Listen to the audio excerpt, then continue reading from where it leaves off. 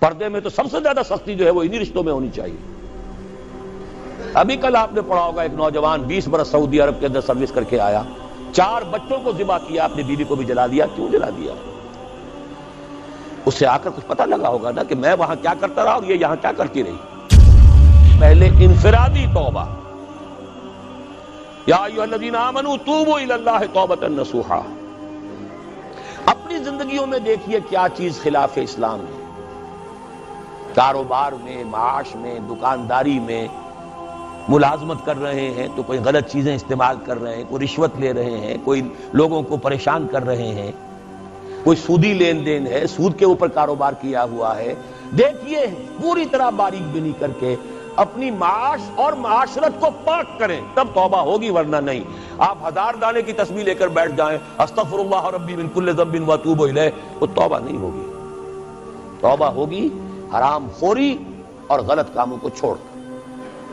الا من تاب وآمن وعمل عملا صالحا فاولئک یبدل اللہ سیئاتہم حسنات۔ اور یہی سب سے مشکل ہے۔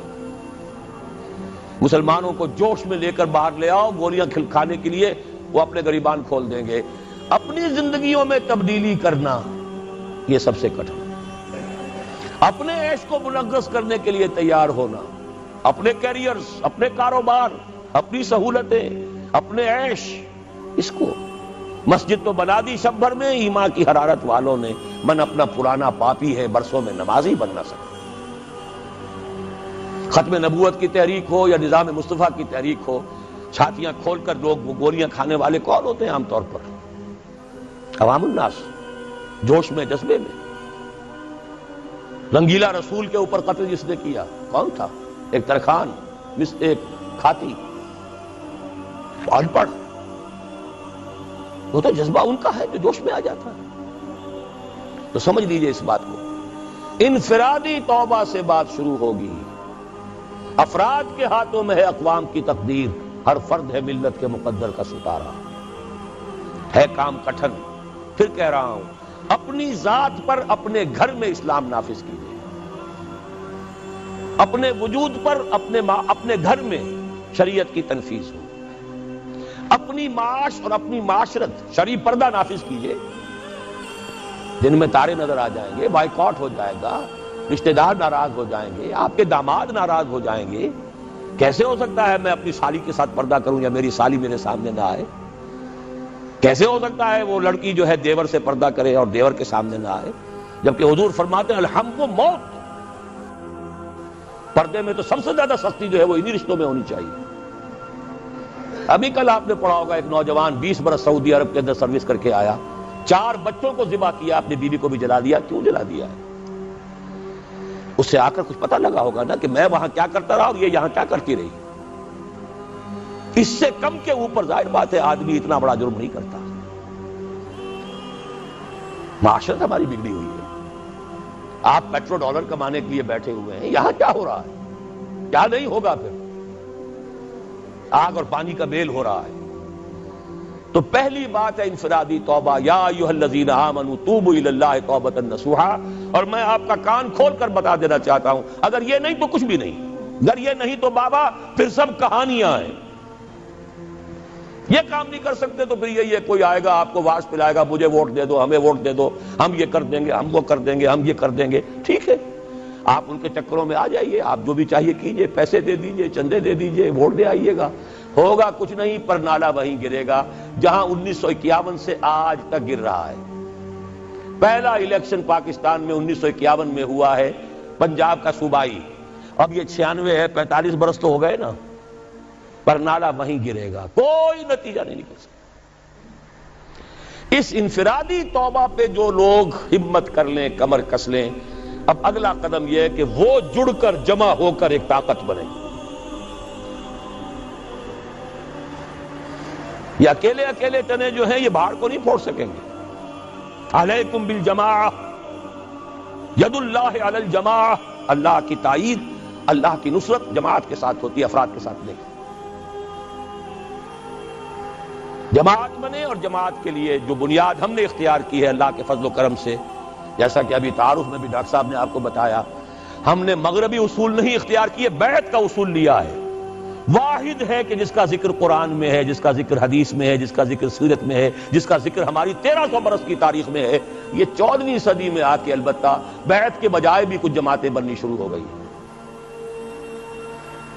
ورنہ شاہ سید احمد بریلوی کھڑے ہوئے بیعت کی بنیاد پر۔ حضور نے بیعتیں لی، بیعت عقبہ اولیٰ، بیعت عقبہ ثانیہ، بیعت رضوان، خواتین کی بیعت، خلفاء کی بیعتیں ہوئی، خلافت ملوکیت میں بدل رہی تھی، حضرت حسین رضی اللہ تعالیٰ عنہ میدان میں آئے، بیعت لے کر آئے۔ یہ دوسری بات ہے کہ کوفیوں نے بیعت توڑ دی، یہ دوسری بات ہے، اس کا کوئی الزام حضرت حسین پر نہیں ہے رضی اللہ تعالیٰ عنہ۔ پھر ہمارے ہاں اگر سیرت اور کردار اور تزکیہ نفس کے لیے تو بھی بیعت، مرشد سے بیعت، بیعت ارشاد۔ پھر جتنے جہاد ہوئے، چاہے وہ سید احمد بریلوی کا تھا، چاہے وہ مہدی سوڈانی کا تھا، چاہے وہ سنوسی کا تھا، بیعت۔ 14ویں صدی کے مجدد اعظم شیخ الہند نے یہ مشورہ دیا تھا کہ فلاں شخص کے ہاتھ پر علماء کرام بیعت کر کے امام الہند مان لیں، وہ مشورہ نہیں مانا گیا۔ نومبر 1920، 76 برس پہلے کی بات آپ کو بتا رہا ہوں، 20 نومبر 1920 کو، لیکن علماء کے اجلاس نے اسے قبول نہیں کیا۔ اس کے بعد سے ہماری تنظیمیں جو بنتی ہیں وہ جمہوری قسم کی ہیں، ممبرشپ ہے، اس کے صدر بناؤ، اس کا یہ کرو، اس کا وہ کرو، جبکہ قرآن میں، حدیث میں، سنت میں، سیرت میں کم سے کم 1300 برس کی تاریخ میں سوائے بیعت کے اجتماعیت کی کوئی بنیاد نہیں ہے۔ ایک شخص سے بیعت کرو، اس کا حکم سنو اور مانو، الا یہ کہ وہ شریعت کے خلاف حکم دے، بات ختم۔ اسے ٹھوک بجا کر دیکھ لو، اس کا ماضی دیکھ لو، اس کا حال دیکھو، اس کے قریب جا کر رہو، اس کے معمولات کو دیکھو، لیکن جب اس کے بعد دل ٹھک جائے، اس کے خیالات کیا ہیں، اس کے نظریات کیا ہیں، پھر اس کے ہاتھ میں ہاتھ دے کر اپنے آپ کو اس کے حوالے کرو۔ جیسے کہ حضرت عبادہ ابن صامت کی حدیث ہے رضی اللہ تعالی عنہ، اور متفق علیہ ہے، صحیح مسلم صحیح بخاری دونوں میں، بایعنا رسول اللہ صلی اللہ علیہ وسلم علی السمع والطاعۃ فی العسر والیسر والمنشط والمکرہ وعلی عثرۃ علینا وعلی لا ننازع الامر اہلہ وعلی ان نقول بالحق اینما کنا لا نخاف فی اللہ لومۃ لائم۔ حضرت عبادہ فرماتے ہیں ہم نے بیعت کی تھی اللہ کے رسول سے کہ آپ کا ہر حکم سنیں گے اور مانیں گے، خواہ مشکل ہو خواہ آسان ہو، خواہ ہماری طبیعتیں آمادہ ہوں خواہ ہمیں اپنی طبیعتوں پر جبر کرنا پڑے، خواہ آپ دوسروں کو ہم پر ترجیح دے دیں۔